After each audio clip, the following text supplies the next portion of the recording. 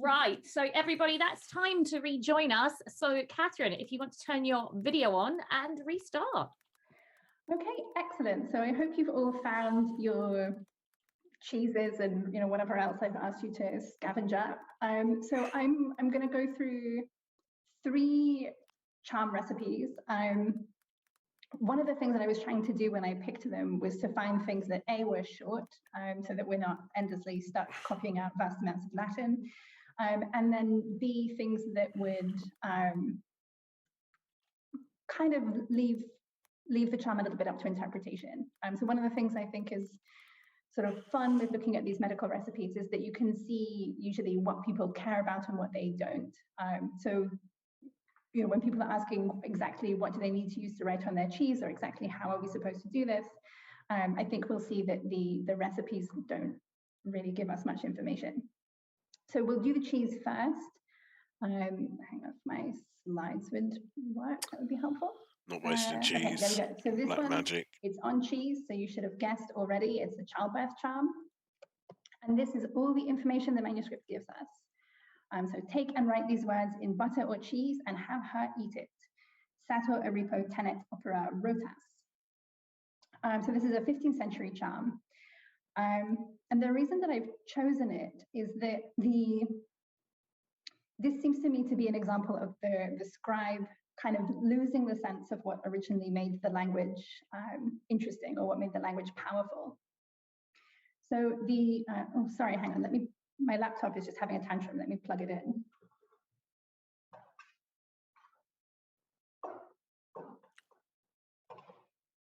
Okay, sorry, I had swapped plugs around incorrectly. Okay, so I was saying that this is Latin, which there's some debate over what exactly this phrase means, but maybe something like the sower Eripo leads the plow with his hand. So it kind of makes a Latin sentence, but the thing which is more interesting about it is if you look at the square below, you can read the sentence in any direction. So you can read it both vertically and horizontally, from the top and from the bottom. So it's a palindrome that works in all kinds of directions. But in the manuscript that I've taken this example of the charm from, you can see that the scribe has put 2 R's in Eripo. So they've kind of lost track of this nice square pattern that the charm originally had. And the square is a very old pattern. So I think the earliest example of it is from the ruins of Pompeii, so the 1st century AD. But yeah, as you can see, there's not many instructions here. So you can take your cheese. I've got mine here. You can take your writing implement. I've gone old school. And just kind of carve in or write on the surface, or whatever it is that's working for you, these words. And you can choose whether you want to follow the 15th century version and write it as a sentence, or you can choose whether you want to write it as a square. And then at the end, you'll eat your cheese. So I'll give you a couple of minutes to do that, and then I will show you my attempt, and then we can move on to the next charm. I'm having a moment, Catherine, where I realize the value of cheddar over a slightly softer cheese. Definitely. Yeah. No, I was wondering whether butter would be easier. But I think your hand would get pretty gross with the butter. Like, I've already got quite a lot of cheese on my finger. So the butter would be worse, I'm sure. I can report that the quill is quite good for cutting into cheese.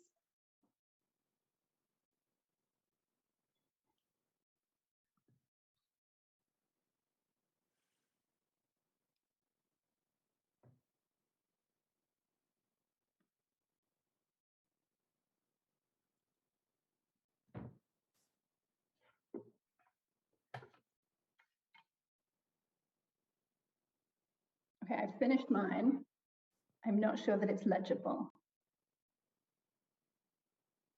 But I'm not sure that it matters. As I was discussing earlier, for some of these, illegibility is kind of a bonus. So one of the things that I think is kind of interesting with the charms is thinking about what would be.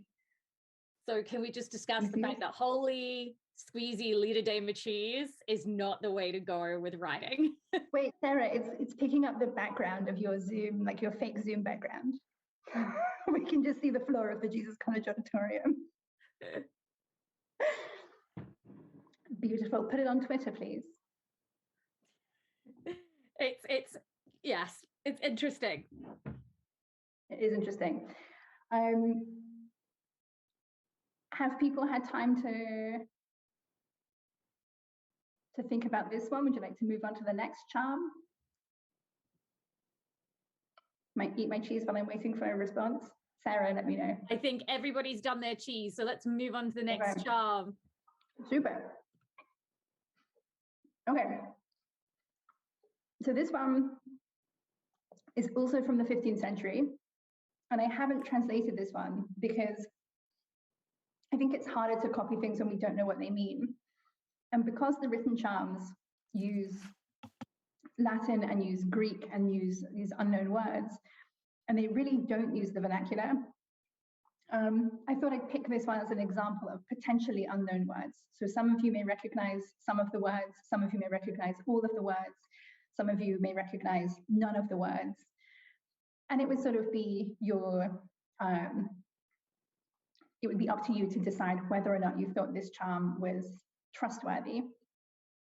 So this is a charm that's to treat fever, and you write it on parchment, and we have no further instructions really. So you've got the sentence that you're supposed to write, and then just when he's healthy, throw the charm in the fire, he being the patient.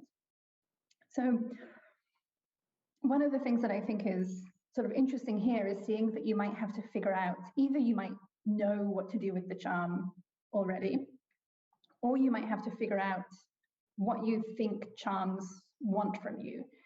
So is this something that you're going to put in the patient's bedroom? Is it something you're going to put in the patient's bed? So there are some charms that you put, under the pillow. Is it something that you're going to tie to the patient's body? Doesn't say. You just know that once he's healthy, you're going to throw it in the fire. So you're probably going to be using it for a few days, depending on how long a fever lasts.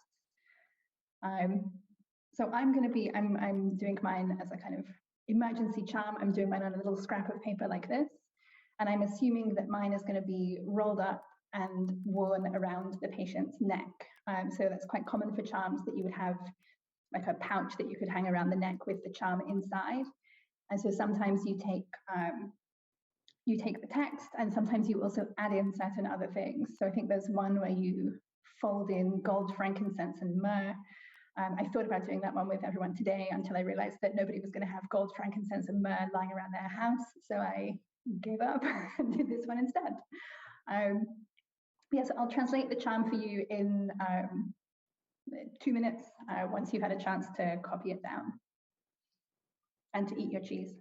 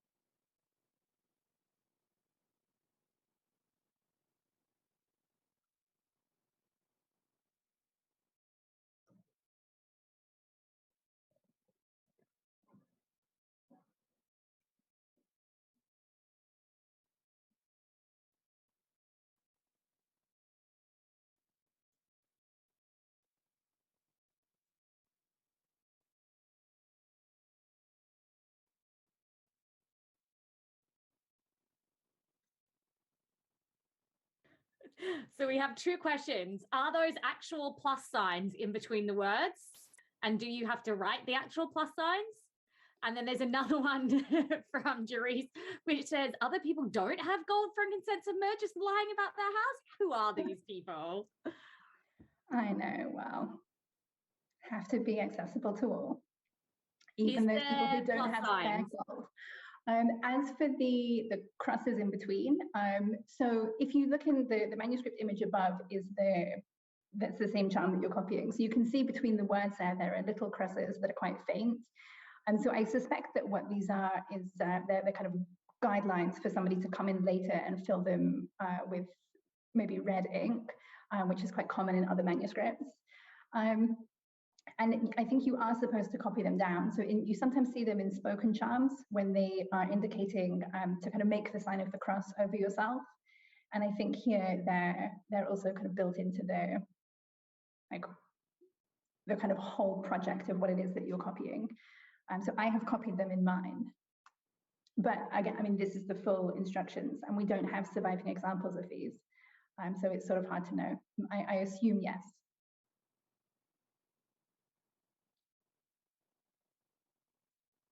My cheese has fallen apart. Oh well. My cheese ceased to exist about 5 minutes ago. Well, and the presenter is harder.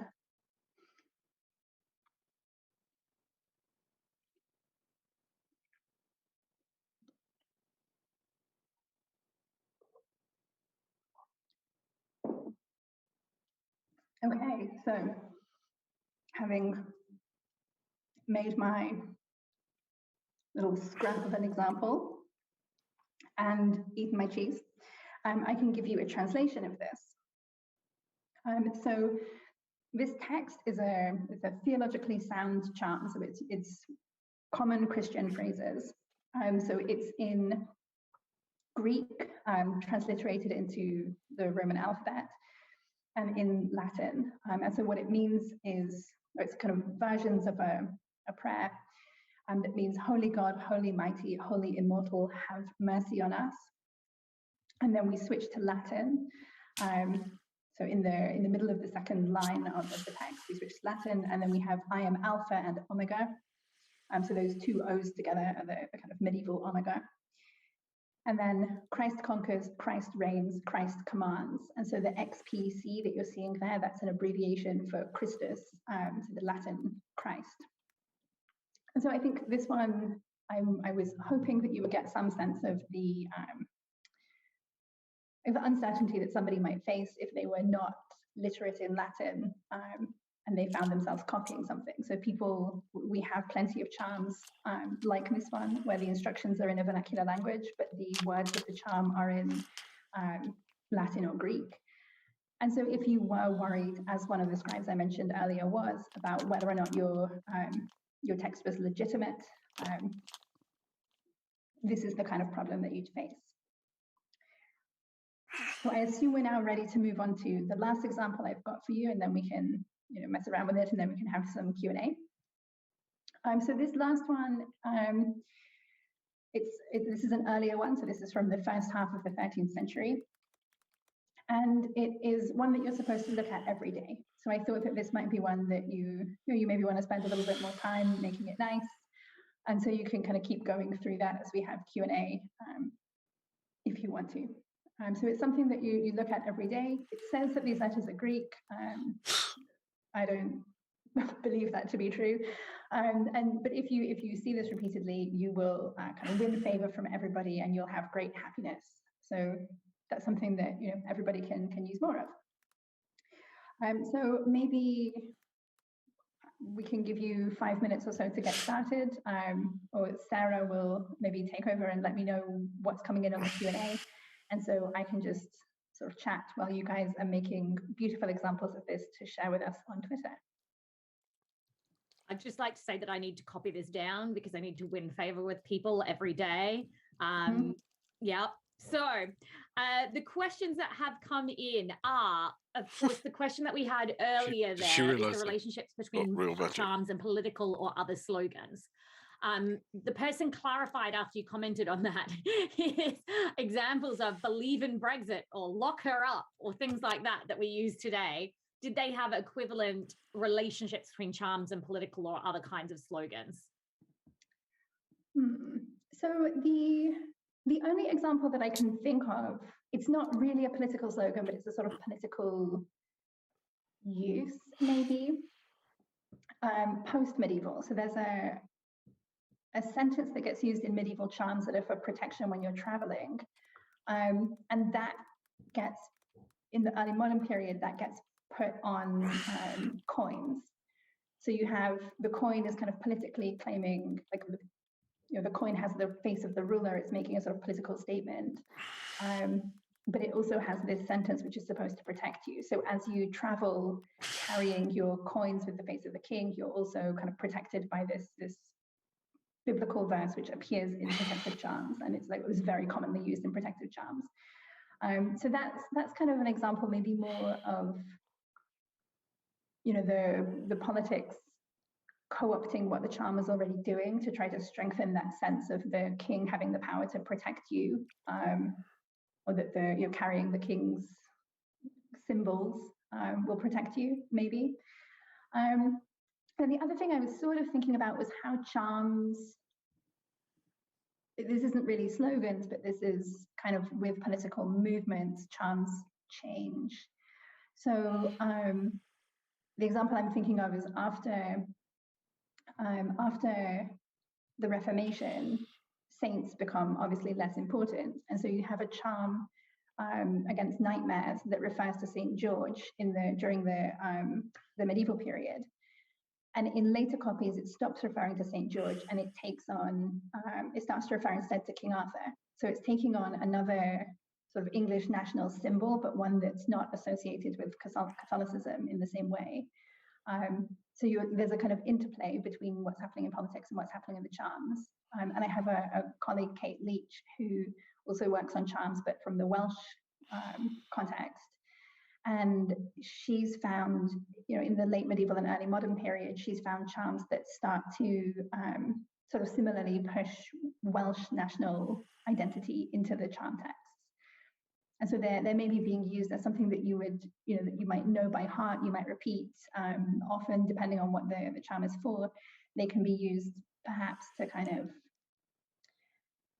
promote certain identity markers, or I'm not quite sure how I want to phrase it. I don't think there's anything really tangible that I can point to, but I can point to those two trends as like politics and charm practice kind of aligning with one another. I've got another question here, which is, wait, what are these letters? It's hard to copy when they just look like scribbles. Yeah. So these are letters. Some of them are letters, some of them are recognizable letters in medieval script, right? Like handwriting has changed a lot. Some of them are not. So for example, the first line would be RCZO, but then that next thing, that little fence, that's not a letter I know of. Some of them look like marks of abbreviation. So if you, on the first full line, 1, 2, 3, 4 in, something that looks a bit like that is often a medieval abbreviation for CON or CUM. And then some of them, yeah, I mean, it's a whole variety. And so I think this is one of the things that this charm is doing, is this, you know, it's claiming that these are Greek. I suspect it's claiming Greek because Greek is a language, like it's a biblical language, and it's a language that's, you know, that's prestigious. And they're not Greek, but they look like something unfamiliar. And so there's actually one really interesting example. I don't have it on the slides, unfortunately, but a charm which is a similar kind of mess of letters. And somebody has pricked through the edges of the letters with a pin. And that, you know, it might be somebody, I have no idea when it was done, so it might be someone just messing around. But that was, in the Middle Ages, a way for copying images. So you put a piece of paper underneath, you'd prick through like the edges of your image. So you take your piece of paper away from underneath, and then you put it onto your nice new sheet of paper, and you rub, you know, charcoal powder or whatever through. And so that gives you a kind of join the dots. And so this other manuscript, which has the holes pricked in it, I wonder if it's somebody who is trying to copy, they're not recognizing the text as letters, they're trying to copy the text as an image. So this kind of ambiguity is not unique to us. This is also something that the medieval scribes were facing. Okay, so the next question we have is there, sorry, I've got two different things. Some people are using the chat, some people are using Q&A. Is the use and type of charm still employed in other cultures? E.g., are there examples in Africa or other very similar European examples to yours that we see in other cultures, some that are, in brackets here, still employed? Yeah, so well, let me go get a Singaporean one from just the other side of the room and I can show you, hang on.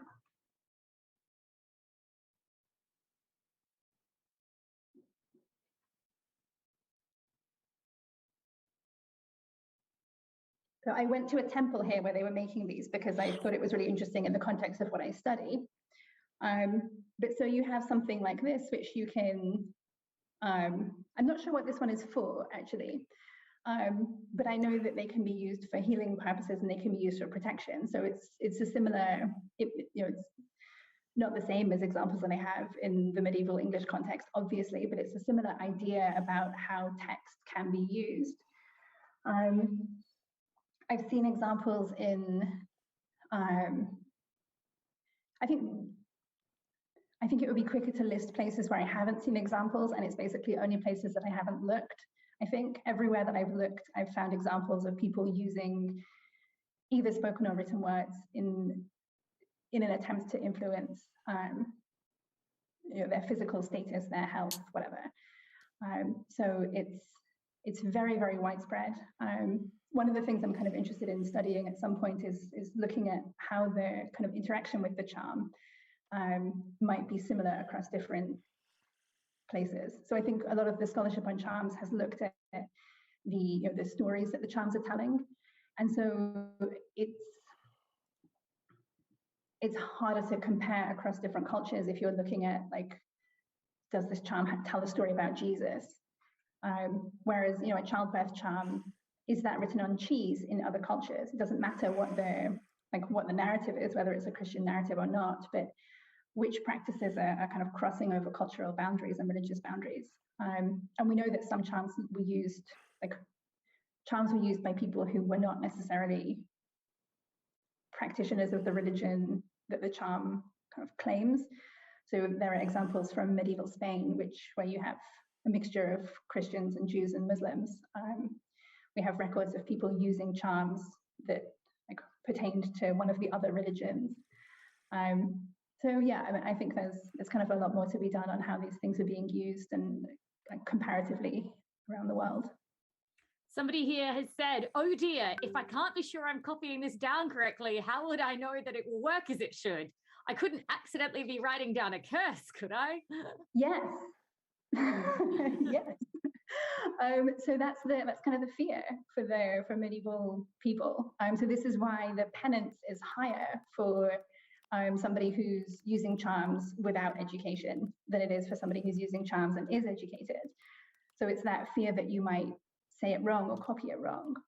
And so somebody who kind of knows what their charm should look like is much more likely to write a charm correctly that will summon, the correct angel or whatever it is that you're aiming for, versus somebody who's just sort of copying it as a picture. And so this is one of the concerns, and we start seeing it. You see, it comes up in early modern drama quite a lot, actually, sort of accusations of people who are using Latin incorrectly in ways that are then putting their souls at risk or putting other people in danger because they're. So there's one play, The Witch of Edmonton, in which the witch, she's taught a Latin sentence from the Lord's Prayer, and she keeps misquoting it until rather than saying "hallowed be thy name," she says "cursed be thy name." And so that's kind of the worry, is that you blaspheme without intending to. And so that's why charms are, even though charms are accepted within medical practice, there's this kind of fear about them and this worry about who's using them. Yeah, so charm at your own risk. We have some other observations here. So we have someone who just commented that we cake decorators prick through images to copy it onto fondant and royal icing. So there is a modern example to go with your pricking through the manuscript. We've had people commenting about the fact that there's various beautiful charms for sale abroad.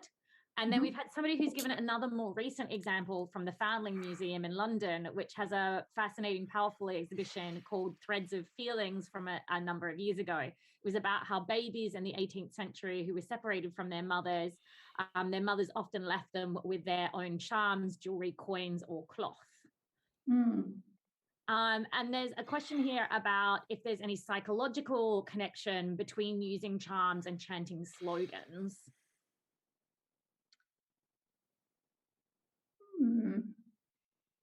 I'm not a psychologist, so my first answer is I don't know. I think one question would be how you're using charms. Like, answer off the top of my head, because this is not my specialist area. But with a slogan, one of the reasons that you chant a slogan is to get everybody else to chant the slogan with you. Whereas with a charm, a lot of charms are not necessarily said in public. So I'm thinking of there's one charm in particular which specifies that it has to be said like openly. So it doesn't say that it has to be in public, but it says, you know, you can't hide it. You're not supposed to hide the words of the charm. You can't like keep it privately and like make people pay for it. And so that one is so specific about needing to be public. And it's also a charm that requires the patient to sort of repeat all of the core ideas of the Christian faith. So, and the charm claims that, you know, as much as you believe in these things, so much will you be healed. So the charm becomes a kind of like, you repeat the charm publicly and you say that you believe in all these things. And then if you're cured, it becomes proof of your faith and of the power of God to heal you. And if you don't recover, it's kind of proof that your faith was not strong enough. And so that's one where it's not doing exactly the same thing as a slogan, but it's maybe a way of like formalizing your position within a community group.